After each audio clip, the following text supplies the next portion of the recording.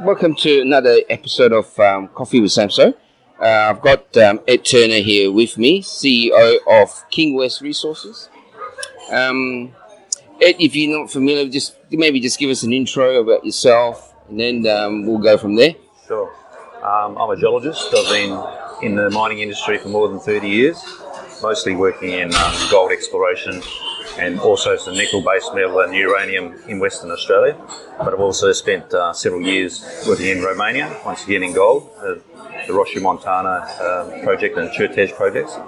I worked a few years in Brazil also, once again gold exploration in central Brazil. And I spent a number of years working in Africa as well, copper and gold. So in the DRC with Amber Mining, and also Burkina Faso and a few other places, but that's the main focus. Yeah.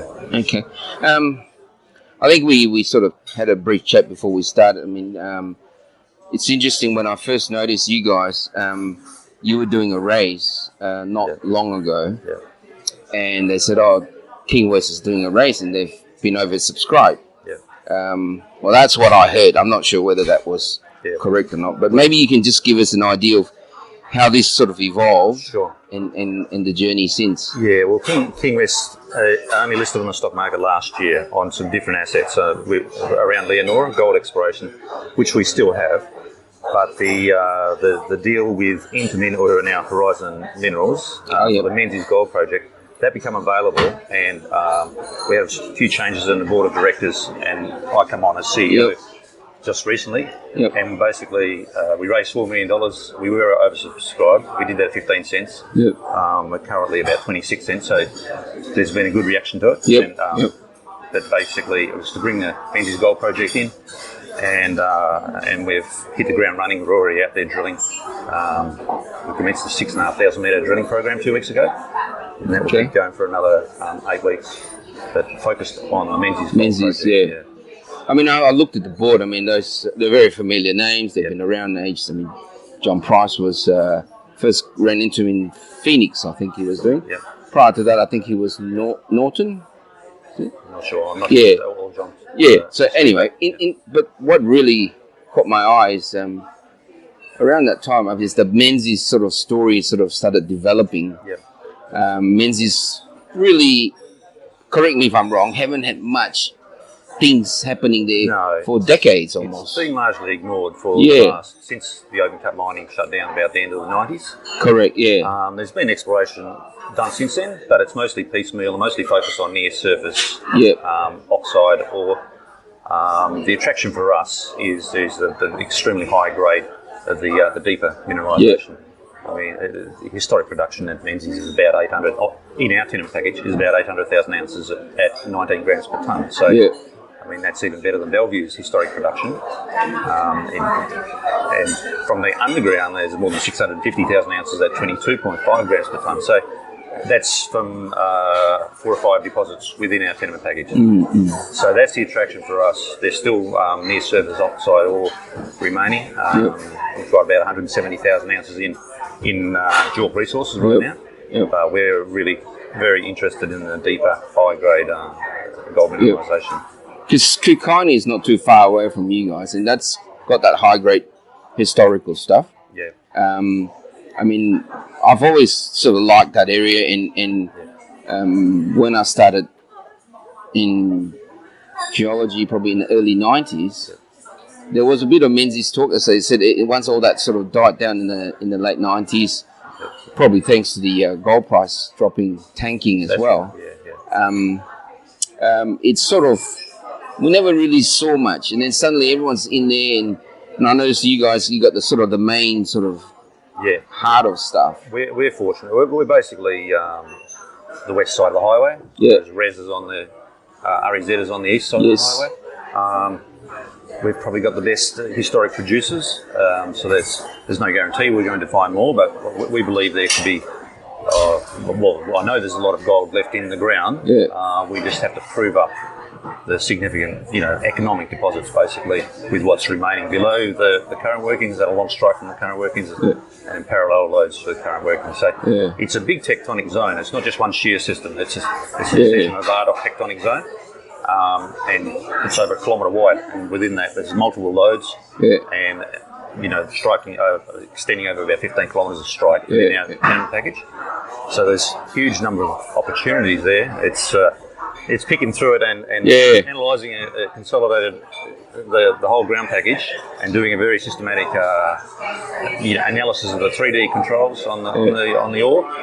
And learning how to predict where the more deposits are or extensions to the existing deposits. So the work, I said, has been a bit piecemeal by different companies over the last sort of 30 years. So we've got a rare opportunity really to do a very concentrated exploration program, reanalyse all of the historic work, but figure out the structural 3D controls is critical. It's been very broken up by a lot of cross faults and things like that, which have displaced the known loads, and we need to get a handle on that. So next week we're doing very soon we're doing a very detailed aeromagnetic survey, a 25-metre line spacing. So that will give us that level of detail we require to do a proper interpretation of the controls, because each of the deposits, like we've got Yandega, Lady Shenton, Lady Harriet, First Hit, Selkirk, Lady Irene, all of these deposits have slightly different geological settings. They have a lot in common, but they're slightly different post rocks, and we need to pinpoint those, analyse exactly what the controls are for each of these deposits, and then predict where there are more deposits as yet undiscovered. I mean, your story is very similar to when the Silver Lake story when they started. They got all that Daisy Milano package together, and it was the first time for I think the first time ever that someone had the whole package, and they were able to sort of lock it all in together and understand what was going on. I think the longevity of the mine itself is proof that kind of strategy works. And where you guys are, you got the strike length. You can sort of, as you said, putting the things together, understanding what's the major controls. You got a couple of styles, it looks like, but that's the interesting part, I guess. Well, we know some of the best, deeper mineralisation at Yandega, for example, went down to 600 vertical metres. So we know some of these chutes have got deep roots. And some of the other ones were stopped at 200 metres, and some of them haven't even gone past 50 metres because they just haven't had that deeper drilling. They haven't had that, concentrated effort, partly, due to gold price fluctuations and things like that, but also the Second World War had an impact and shutting down some of the operations. So, we need to be able to figure out how to predict where these loads are at depth, and that's where, once again, we need the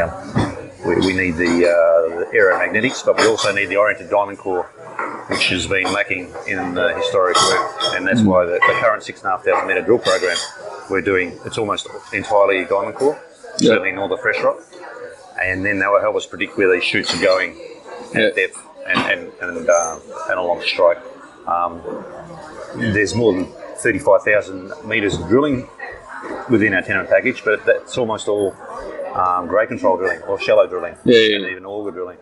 There's only 20 drill holes which are deeper than 200 metres in that whole area, which is crazy. Normally you would have hundreds and hundreds of I mean that whole area, I mean, it's sort of the narrow vein kind of stuff, the high grade stuff exists. We all know that exists in that sort of vicinity.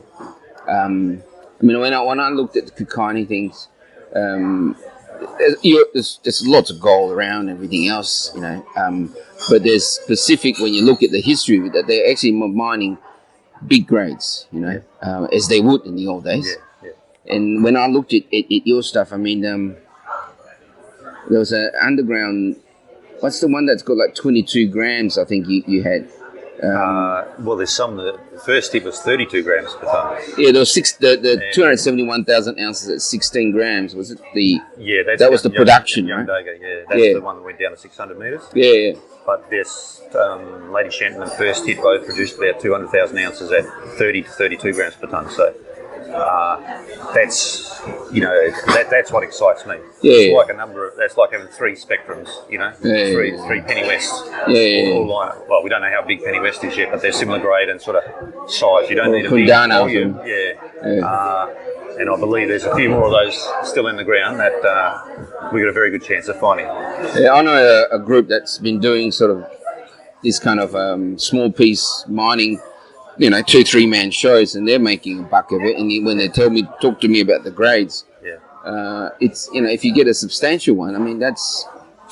Yeah, it only has to be maybe 150, 200 metres long. Yeah. Same in the other dimension, and a metre wide, and you have a few 100,000 ounces. So, I mean, what really got me thinking, is that Menzies haven't had that sort of concentrated look for such a long time. Yeah. It's amazing what could pop out. Oh yeah. They say when there's smoke, there's fire. Kind of analogies. It's really interesting. It's almost like 80s, 90s kind of scenario where you got such a lot of ground where no one's really touched. Yeah, exactly. Yeah. There's very few locations in the Eastern Goldfields like this remaining, but that's why we were very fortunate to strike the deal with Intermin, and it's one of the most exciting projects I've worked on in 30 years. So we're learning stuff every day, and it'll take us a while to put it all together. Yeah. So right now we're just sort of targeting the low-hanging fruit and the stuff we know has got the best potential. So we're just drilling 5 targets, but there will be a lot more once we get to properly analyse it and put it all together. So, I mean, there's a saying that wasn't it a saying that this seventh person on the project is the one who finds the mother lode. Well, have you counted? Yeah, I'm not sure how many companies have had to go on, but there's only been a few companies that actually had the similar tenement package that we've got. So, and they didn't have it at the right time when the gold prices were high. Yeah. So basically, not enough money has been spent on it, and so we're coming in with a fresh set of eyes also, and we're going through all the historic exploration, the data, even go back 100 years. We're looking at everything. Yeah. But it really.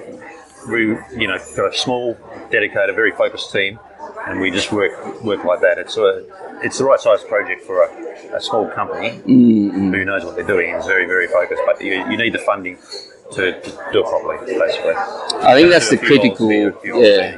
That's the critical thing, is that continuation of the funding, I guess. But gold price. I was at a presentation 2 days ago, and he made a statement which I thought, he said gold price at $1,500 US is not anywhere near its high of 1,800, 1,900 at that time, and the Aussie dollar is not looking going north anytime soon. Yeah. So that margin is just going to grow. I mean, it's 2,200 Aussie now. Yeah. Who knows what that magical price will be. Yeah. And that will create some momentum. Yeah. Well, I think we only need about 4 grams per tonne underground, for example, to break even, to mine it and process it and truck it. So everything above that with the current gold price can be profit. Yeah. So if we get 15 grams per tonne, 20 grams per tonne, the margins are great. So that gives you that security of, compared to the low grade open cut mines. Where if the gold price drops by 10%, you can get into trouble. This has got that better margins. So. No, I mean, in terms of sort of the market, the capital market for you. I mean, obviously you guys gone through that thing and you've raised some money. What's the sentiment out there? Right now, it's excellent. We've got a strong following already. Some of the investors have followed us across from Galena Mining. They're happy with the job we did there, so that's made it a bit easier. We can get some leverage off of that, but obviously gold right now being so hot, it's over 2,000 Australian dollars an ounce. I can't remember working in such a good, sort of gold environment, if you like. Right now we need to get results, but we're confident we'll get results. And then, we don't think we'll have any problem getting further funding, that's for sure. We've got a strong following out of Sydney as well as Perth, and already got an international institutional investor on the books who's going invest a lot in gold. I guess for you guys, it's about results now, and the proof, the pudding, all that kind of saying. Right, and then it will feed itself, I guess. I mean, we have to prove that we know what we're doing, and so far with the drilling, we appear to be hitting the targets in the right places, so that's good because I reiterate that structural controls are key here, and we have to really know what's going on. But all the new information we get helps us develop our model and gives us more confidence for doing future drilling, and also there's a resource estimation drilling, resource definition drilling next year, and also hitting those targets at depth. Because we don't really know, how far down they go, but being a geologist and working in the Eastern Goldfields, if you've got the strike extent in these larger shear zones, you tend to have the depth extent as well. They don't just peter out. So, do you see any structural complexities that could really, there give is, you guys a hard time? Yeah, it can be. It gives us a hard time, but it can also be beneficial because, for example, there's a source of fluids, faults which are mineralised, which all the drilling's been parallel to those. So we've got some flat-lying structures which apparently are mineralised as well. We've got to get on top of that. So it is highly tectonised, and we'll take a fair while to figure out all of the structural controls. But we've got a good idea about the main ones already, and that's what we're targeting with the current round of drilling. Because I know that Challenger, when they first opened the top up and it was open cut obviously at that time, and they sort of just suddenly saw what the structure was doing, and sometimes that helps. Absolutely, I mean, we were even remodelling the grade control drilling, and if you're using different cutoffs, using leapfrog and that, you can see different shapes, which can be masked by if you drop the cutoff grade too much, then it all looks like one blob. You pull out the higher grades and you can see different structural controls from that. So we just initiated that process. We've got to do that for all of the historic producers because there's 7 open cuts within our tenement package. So we've got to go through that process and look for complexities like that, and then test for those. With the oriented diamond core, it's very important that we understand that 3D control. And I mean, is there a boom happening where you, from the point of view of a cost of operation? Like, are you easily getting rigs out there? Is it costing more or less? It's getting harder to get rigs. We're fortunate. I got DDH1 to come in to do the diamond drilling. Been working with them up at the Abra Base Metal Project for the last 3 years, and they're my preferred operator. So it's fortunate we've locked one of their rigs down for the next 2 months. So it is getting harder to get the rigs. So far, the costs haven't really gone up too much. They're pretty much the same as they have been for a number of years. Geologists and field assistants, the rates are starting to creep up. Where they were stagnant for quite a long time. So it's potential that some costs will rise, but so far it hasn't really changed for the last few years. It's hard. I mean, I spoke about this in my sort of last interview, saying that it's a good way to gauge how buoyant the industry is by how much people are getting paid today, as opposed to say 12 months ago. And then someone's getting this rate then, but now they're getting this rate, and you can sort of gauge. Well, some of the rates are exactly the same as they were 10 years ago. So I remember paying similar drill rates 10 years ago, and they went down in the interim, and they've come back up. But so far, no, we're still getting good value for our money. So in terms of, without giving away any sort of corporate secrets or whatever, or what is an all-in sustaining cost for, say, an RC rig these days, or a sort of ballpark figure? So they started in the $40 per metre, $50 per metre, add on contingencies and that. We expect to be drilling all in for less than $70 a metre. And for diamond core, it might be more like $170 a metre. When you say all in, you're not including assays, right? You're just just the drilling part. All of the drilling. The mobilisation and all that kind of stuff. $70, I guess that's not too much, is it? No, and that's allowing for work time and movement and everything like that. So, no, but the start at closer to $40 a metre. I guess the good thing for you guys is that the cost of having people out there working is not that high, because Menzies is a town. That's right. Small town, but our house office is only about 400 metres from the nearest prospect. So I mean, in terms of costs, obviously in a small town, Menzies gives you a lot of advantages, as we've discussed. What other advantage do you see being where you are? I mean, grid power is one, I guess, in some ways. Also, we're near, several mills, but we don't have to build our own mill necessarily. If we go into production, we can truck it down to, Paddington or Kalgoorlie. Being on the bitumen, with the railway line running through there as well. So logistics are very simple compared to some places I've worked. Yep. It just makes it easier to get done, everything get done.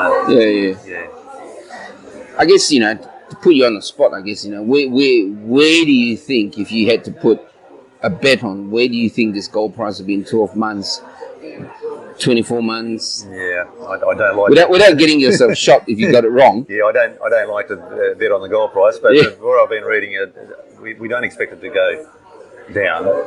Hopefully we sustain its current price, or it might even go up. So you don't see it going down? I don't see it going down, but it's dangerous going. I know, when you bring this question up, everyone's talking about, it could be 2,000, 10,000. Yeah. I said, to be realistic, I mean, if you look at the geopolitical issues around the world, I just can't see it going backwards for now. No. Whether it's going to go to 5,000 US, who knows? I'm very happy. Exactly. I was telling someone yesterday, I said, you got to, he's an Aussie guy, and I said, you don't look at US, you got to look at Aussie, because we're here. That's right. And when you convert it, it's 2,200, and you cost you, $1,500 to get it out of the ground. You're making good money. Yeah. And every time that dollar keeps dropping, we're making more money. That's right. Yep. But Ed, thanks for giving your time. I really like the story. I like the fact that it's new and different, although it's been there all the time. It's just no one's really, you don't hear much about Menzies. No. In fact, a lot of people give the Eastern Goldfields a bad rap now because everything's sort of not there, and, But I think when you look at the Norseman Wollona Belt, which is 1,600 kilometres, and you look at the number of major mines you've got in there, you've got to help you think there must be a few more in there. That, Yeah. No, I believe that. It's the perfect time to have this type of project. Yeah. Anyway, Ed, thank you. My pleasure. Thank you for that. Cheers.